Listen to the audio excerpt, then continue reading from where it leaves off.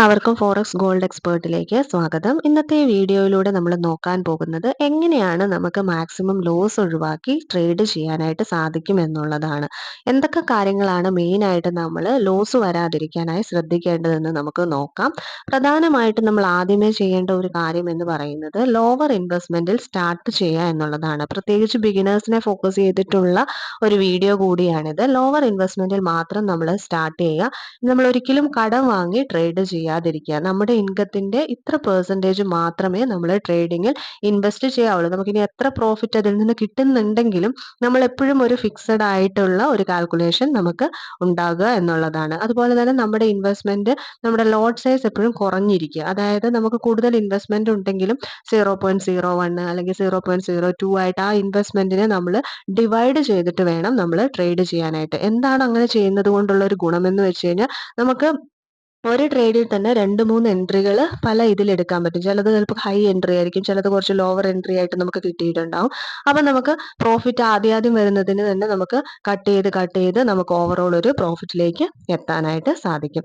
രണ്ടാമതായി നമ്മൾ ചെയ്യേണ്ട ഒരു കാര്യം എന്ന് പറയുന്നത് കറക്റ്റ് ആയിട്ട് നമ്മളുടെ സ്റ്റോപ്പ് ലോസ് വെക്കുക എന്നുള്ളതാണ്. നമ്മളുടെ റിസ്ക് മാനേജ്മെന്റിന് വേണ്ടിയിട്ടാണ് നമ്മൾ സ്റ്റോപ്പ് ലോസ് വെക്കുക. നമ്മുടെ ഓരോ സ്ട്രാറ്റജിക്ക് അനുസരിച്ചിട്ടായിരിക്കും ഓരോരുത്തരുടെയും സ്റ്റോപ്പ് ലോസ് ഉണ്ടാവുക. അത് കറക്റ്റ് ആയിട്ട് സെറ്റ് ചെയ്യാൻ മറക്കാതിരിക്കുക. കാരണം ഇൻ കേസ് നമ്മളുടെ നെറ്റ്വർക്ക് കണക്ഷനോ അങ്ങനെ എന്തെങ്കിലുമൊക്കെ പോയിട്ടുണ്ടെങ്കിലും ടാർഗറ്റ് ഇനി വെച്ചിട്ടില്ലെങ്കിലും സ്റ്റോപ്പ് ലോസ് വെക്കുക. കാരണം മാർക്കറ്റ് മൂവ് ചെയ്യുന്ന സമയത്ത് നമുക്ക് ഇൻ കേസ് ഒന്നും വെക്കാൻ പറ്റിയിട്ടില്ലെങ്കിൽ കൂടിയും നമുക്കിപ്പോൾ ലോസ് ആണെങ്കിലും ആ സ്റ്റോപ്പ് ലോസിൽ തട്ടിയിട്ട് അത് അവിടെ ക്ലോസ് ആയി പൊക്കോളും. അപ്പൊ അത് മറക്കാതിരിക്കുക. പിന്നെ ഉള്ളതെന്ന് പറഞ്ഞു കഴിഞ്ഞാൽ നമ്മളൊരു ലോങ് വെയിറ്റിംഗ് ഒഴിവാക്കുക. ചില ആളുകൾ ഇപ്പൊ ഇൻട്രാഡേ ചെയ്യുന്നതിനെ കുറിച്ചാണ് കൂടുതലായിട്ട് നമ്മൾ ഡിസ്കസ് ചെയ്യുന്നത്. ലോങ് പൊസിഷനിൽ ഇരിക്കുന്നവരുടെ കാര്യമല്ല.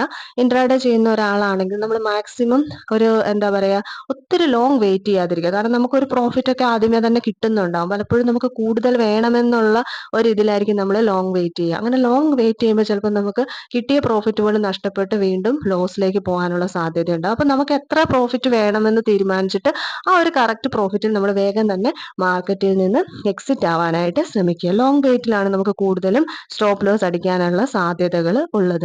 പിന്നെ അതുപോലെ തന്നെ നമ്മൾ ട്രേഡ് ചെയ്യുമ്പോൾ ഏതെങ്കിലും ഒരു എൻട്രിക്കായിട്ട് നമ്മൾ വെയിറ്റ് ചെയ്യാതെ നമ്മളൊരു പെർഫെക്റ്റ് എൻട്രി ഏതാണെന്ന് മനസ്സിലാക്കി അത് മനസ്സിൽ കാൽക്കുലേറ്റ് ചെയ്ത് വെച്ചിട്ടുണ്ടായിരിക്കാം. അപ്പൊ അതിനനുസരിച്ച് മാത്രം നമ്മൾ പൊസിഷൻസ് എടുക്കാനായിട്ട് ശ്രമിക്കുക. പിന്നെ മാർക്കറ്റ് ഭയങ്കര മൂവ് ചെയ്യുവാണെങ്കിൽ നമുക്ക് ചിലപ്പം എൻട്രി ഉദ്ദേശിക്കുന്ന കിട്ടാതെ വരുമ്പോൾ നമുക്ക് കറന്റ് മാർക്കറ്റ് പ്രൈസിൽ എടുക്കാനായിട്ട് പറ്റും.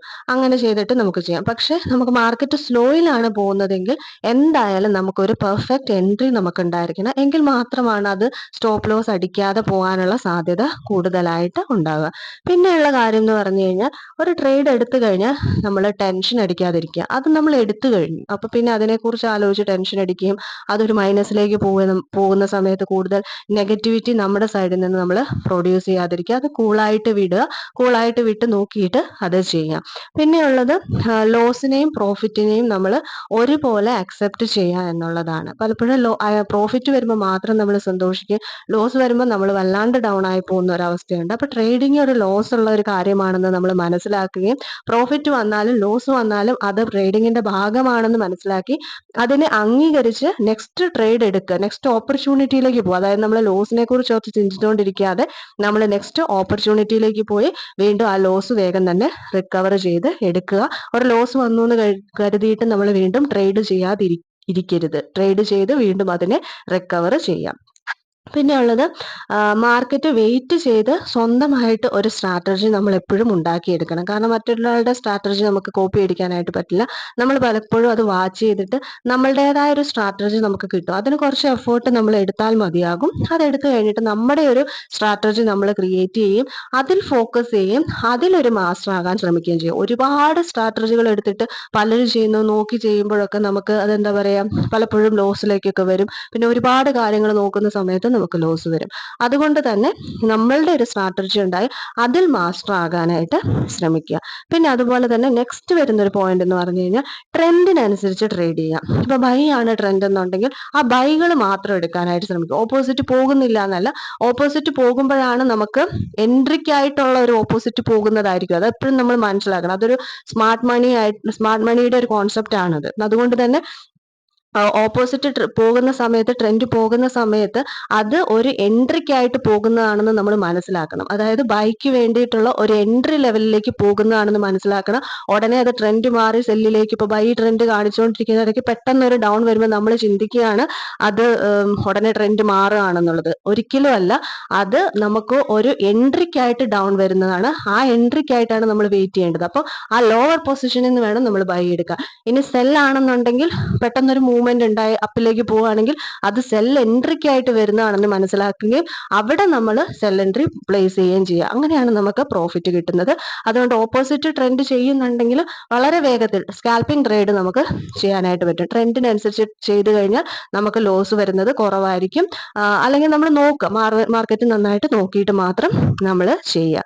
പിന്നെ അതുപോലെ തന്നെ ഒരു ദിവസം നമുക്ക് എത്ര പ്രോഫിറ്റ് വേണമെന്നുള്ളത് നമ്മൾ ഓൾറെഡി കാൽക്കുലേറ്റ് ചെയ്ത് വെച്ചിട്ടുണ്ടായിരിക്കണം. ഒരു സിസ്റ്റമാറ്റിക്കലി ഒരു പ്ലാൻ നമുക്ക് ഉണ്ടായിരിക്കണം.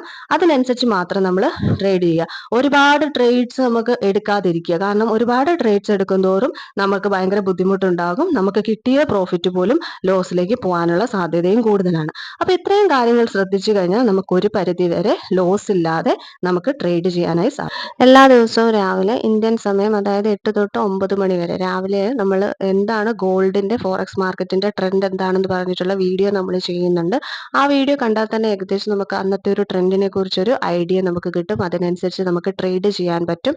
അതുപോലെ തന്നെ നമുക്ക് ഈവനിങ് ടൈമിലാണ് കൂടുതലും നമുക്ക് ഈ ഒരു ട്രെൻഡ് മാറാൻ സാധ്യതയുള്ളത്. അതായത് 6 മണിക്ക് ശേഷമുള്ള സമയമാണ് കൂടുതൽ ട്രെൻഡ് മാറാനുള്ള സാധ്യത, അതായത് ന്യൂസിന്റെ ടൈമിൽ.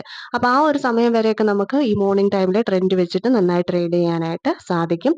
അതുപോലെ തന്നെ നമ്മുടെ ടെലഗ്രാം ചാനലിന്റെ ലിങ്ക് ഈ വീഡിയോയുടെ ഡിസ്ക്രിപ്ഷനിൽ നമ്മൾ കൊടുക്കുന്നുണ്ട്.